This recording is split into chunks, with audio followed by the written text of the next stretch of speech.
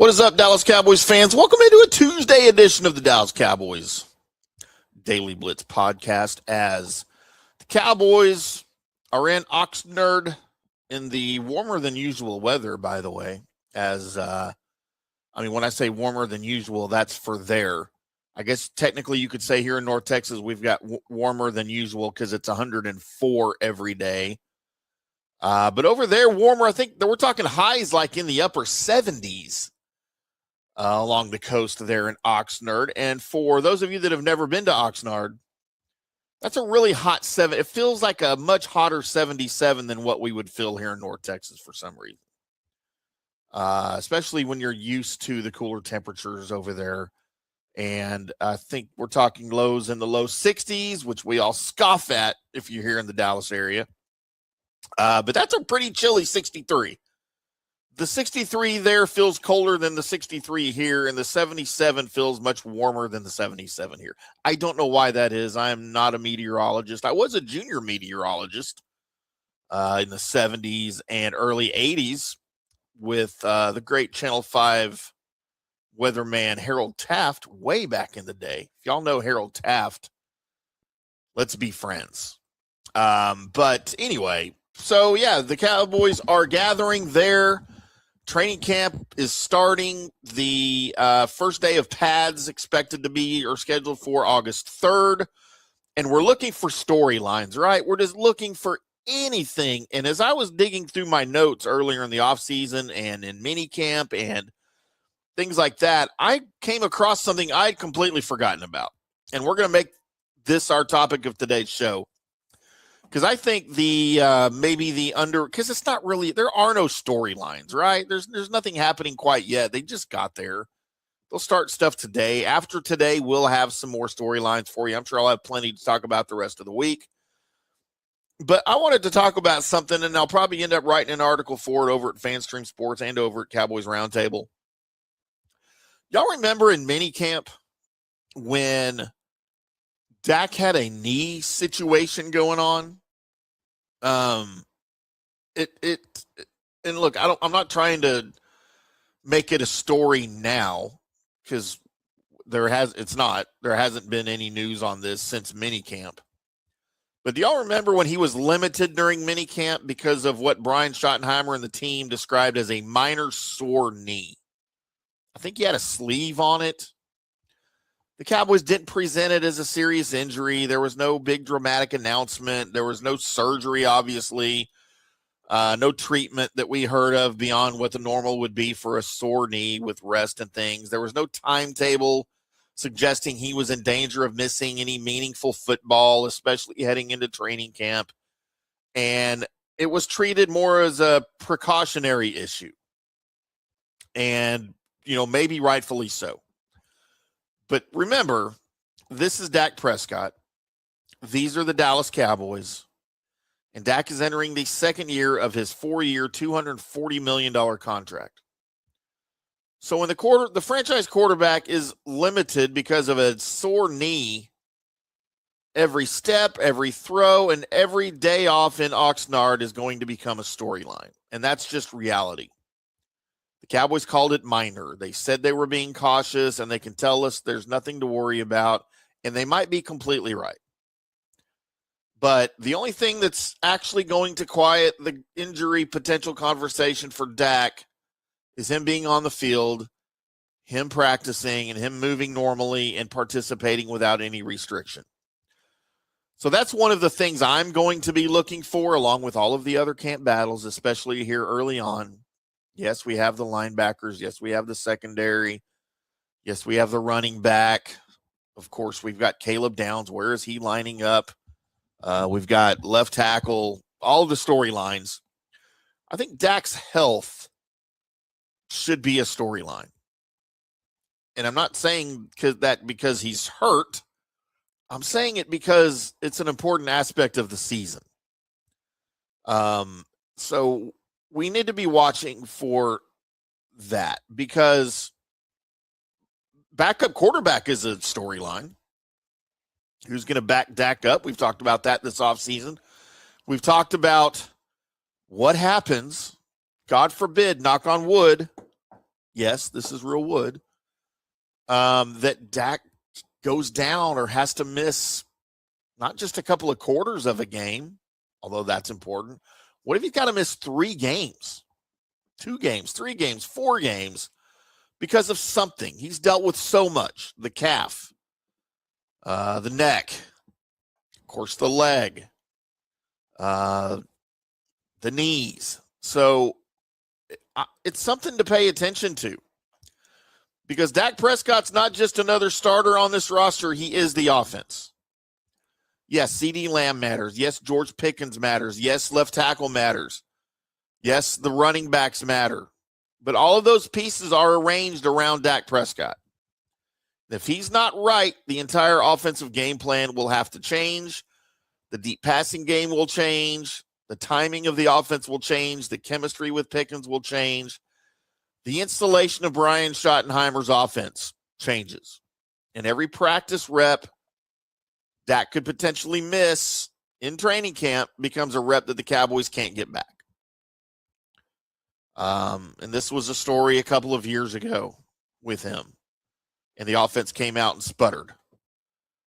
And look, what makes this even more ordinary, more interesting than just some, August injury note, because training camp isn't just about getting physically ready for the season. It's kind of where the offense creates a rhythm. Prescott needs time with Pickens, with Lamb, with Jake Ferguson, with the running backs. He needs to know where these guys are going to be on the field. He's got to create, and yes, they had chemistry last year. This is a new season. These are new plays. This is kind of a new offense.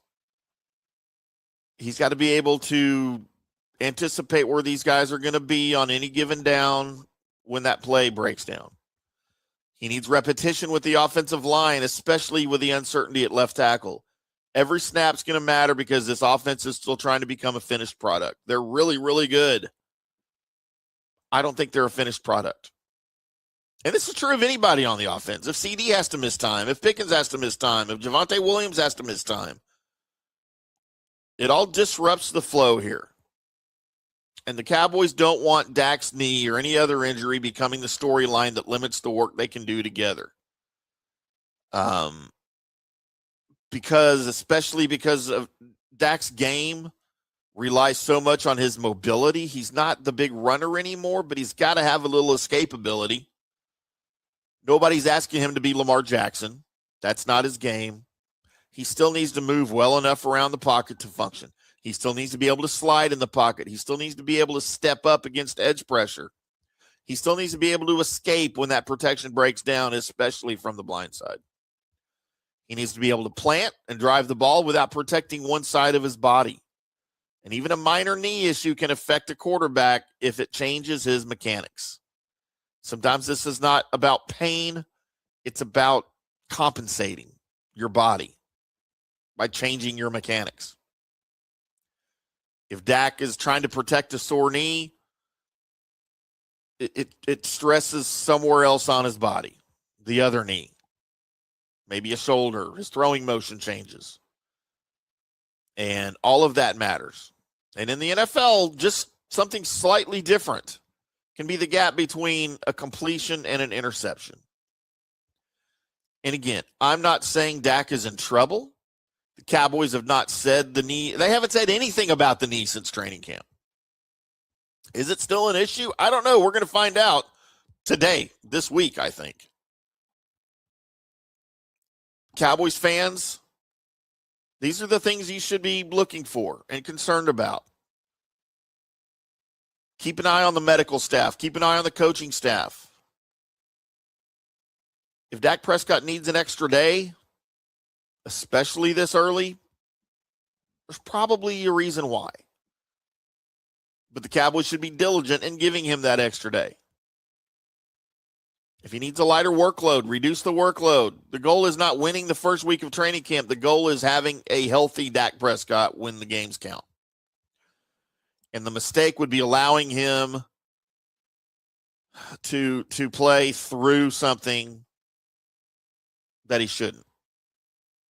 And I don't think especially this early in camp, I don't see that would happen. If there's an issue, they're going to hold him out.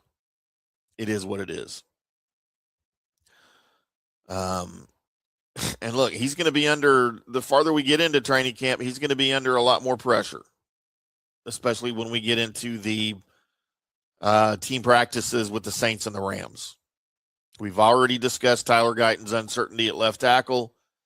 If Prescott is not as mobile as either he thinks he is or he should be, even temporarily, that left tackle position could be an issue, even more than we thought it would be. So Prescott is the $240 million investment by the Cowboys. He is clearly the most important position in the game, the most important position on the team. He is the most important guy on the team. And it is a long season. So you don't want something happening this early in training camp. If there's an issue, we'll know about it, and we'll be able to see that there's an issue. So I guess really what we need to do, what I'll be doing, and I've given you guys a list of things to pay attention to in camp, even this week, even the first week. It is the lining up of the linebackers. It's going to be DeMarvion Overshone, where he is lining up, who's wearing the green dot on defense, and who's doing it consistently, because I could give you a hint as to who the Cowboys think they trust with that. It's going to be where Caleb Downs is lining up, how Christian Parker is using him,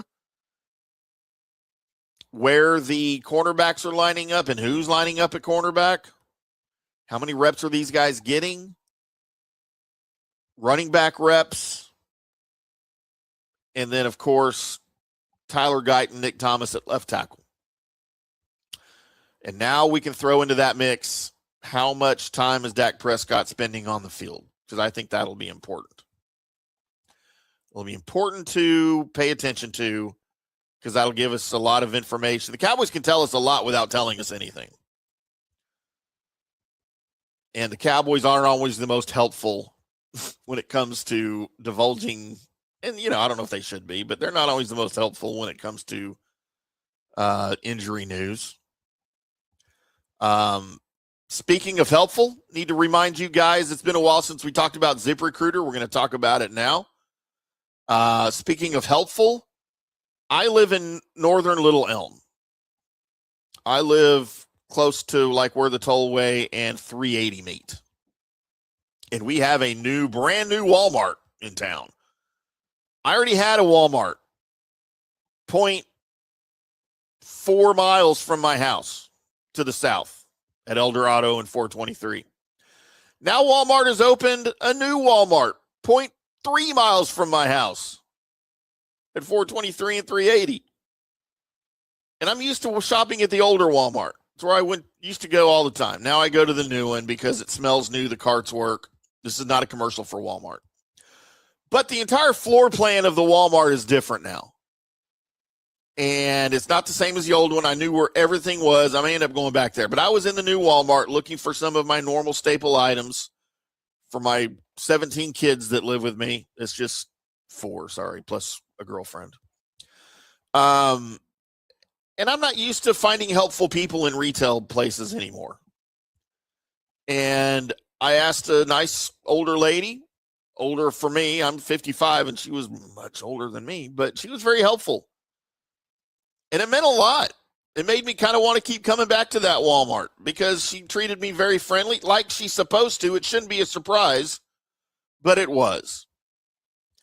And when somebody goes an extra step like that, it makes a very positive impression on you. It might not seem like very much at the time, but when someone goes that extra step, it absolutely makes a positive impression on you, whatever setting it's in.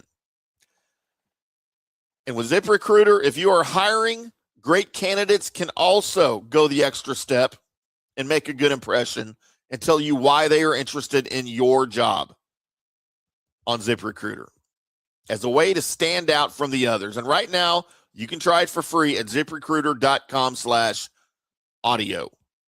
It's right there on the screen at the very top above my head. ZipRecruiter.com/audio. If you're listening to the recorded podcast, my apologies. I'm pointing at the graphic above my head on the screen.